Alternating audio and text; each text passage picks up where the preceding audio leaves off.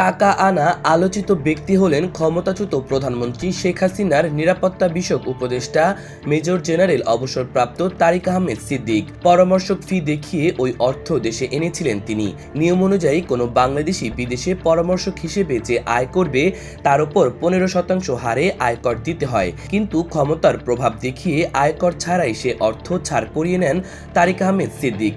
তৃতীয় এক ব্যক্তির ব্যাংক অ্যাকাউন্ট ব্যবহার করে ওই অর্থ দেশে এনে পরবর্তী সময়ে তা তারিক সিদ্দিকীর ব্যাংক অ্যাকাউন্টে স্থানান্তর করা হয়। এখনও অ্যাকাউন্টে 270 কোটি টাকা জমা রয়েছে। এনবিআর-এর একাধিক সূত্রে এসব তথ্য জানা গেছে। সূত্র জানায়, ক্ষমতায় থাকতে এশিয়ার একটি বৃহৎ অস্ত্র রপ্তানিকারক দেশের সঙ্গে শেখ হাসিনার সরকার অস্ত্র আমদানির চুক্তি করে। অস্ত্র আমদানির কমিশন হিসেবেই তারিক আহমেদ সিদ্দিক ওই অর্থের ভাগ পেয়েছিলেন। তারিক সিদ্দিক ছাড়া আওয়ামী লীগের শীর্ষ পর্যায়ের এবং সরকারের ঘনিষ্ঠ আরও কিছু ব্যক্তি কমিশনের ভাগ পেয়ে থাকতে পারেন বলে তাদের অনুমান। তারা বলছেন, কোনো বাংলাদেশি বা বাংলাদেশের কোনো একক প্রতিষ্ঠানের পরামর্শক হিসেবে এত বিপুল পরিমাণ অর্থ উপার্জনের বিষয়টি খুবই সন্দেহজনক। যে দেশ থেকে ওই অর্থ এসেছিল সে দেশটি বরং বিভিন্ন দেশে পরামর্শ দিয়ে থাকে। বাংলাদেশেও তারা বিভিন্ন বিষয়ে পরামর্শ দিয়ে থাকে। পরামর্শ ফি নামে রেমিটেন্স হিসেবে আনা হলেও মূলত কমিশন বাণিজ্য হিসেবে সে অর্থ আনা হয়েছিল।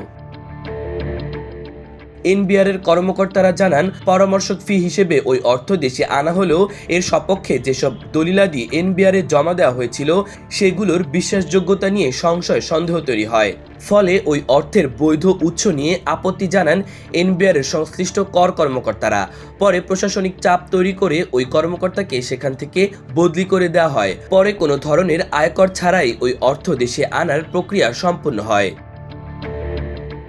এনবিআর সংশ্লিষ্টরা জানান, জৈনিক ফারুক আহমেদ অ্যাকাউন্টে ওই অর্থ জমা হয়, তবে ওই ব্যাংকের নাম ও শাখার নাম জানা যায়নি। ওই অর্থ কয়েকটি ধাপে আনা হয়। বিদেশ থেকে আনা সে অর্থ পরে তারিক আহমেদ সিদ্দিকের ব্যাংক অ্যাকাউন্টে স্থানান্তর করা হয়। 2020 কিংবা 2021 সালে ঘটে যাওয়া ওই ঘটনা গত সোমবার প্রকাশ্যে এনেছে NBR chairman Abdur Rahman Khan. Economic reports forum ERF ও বিসিএস কর ক্যাডারদের সঙ্গে মতবিনিময় সভায় এনবিআর চেয়ারম্যান বলেন, প্রবাসীদের রেমিটেন্স করমুক্ত সুবিধার সুযোগ নিয়ে এক ব্যক্তি 730 কোটি টাকা দেশে এনেছিলেন।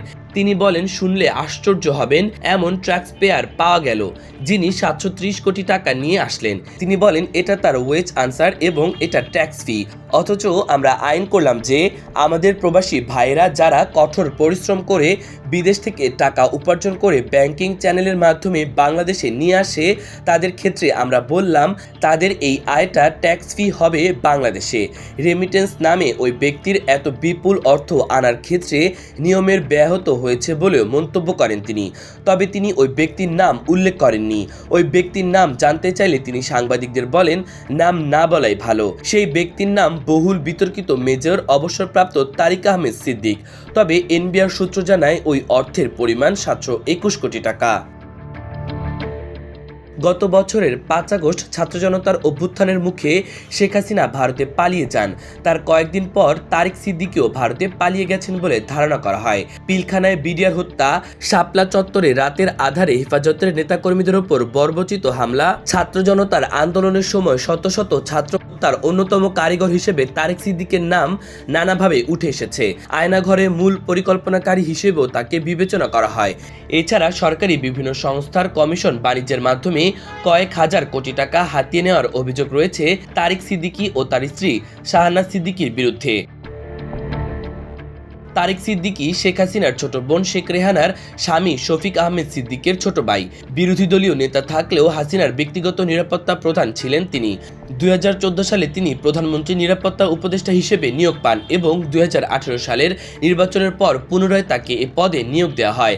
2024 সালের জানুয়ারিতে উপদেষ্টা পদে নিয়োগের অবসান হলেও সেই সময় তাকে মন্ত্রী পদমর্যাদায় উপদেষ্টা হিসেবে নিয়োগ দেন শেখ হাসিনা। বর্তমানে তার বিরুদ্ধে অর্থ আত্মসাতের অভিযোগে দুদকের মামলা চলমান রয়েছে। এছাড়া তার বিরুদ্ধে খালেদা জিয়া নিরাপত্তা বাহিনীর প্রধান কর্নেল অবসরপ্রাপ্ত মোহাম্মদ তৌহিদুল ইসলাম চৌধুরীকে তুলে নিয়ে গুম করার অভিযোগে তার বিরুদ্ধে মামলা করা হয়েছে। মাহবুবুর রহমান ইমন, আমার দেশ।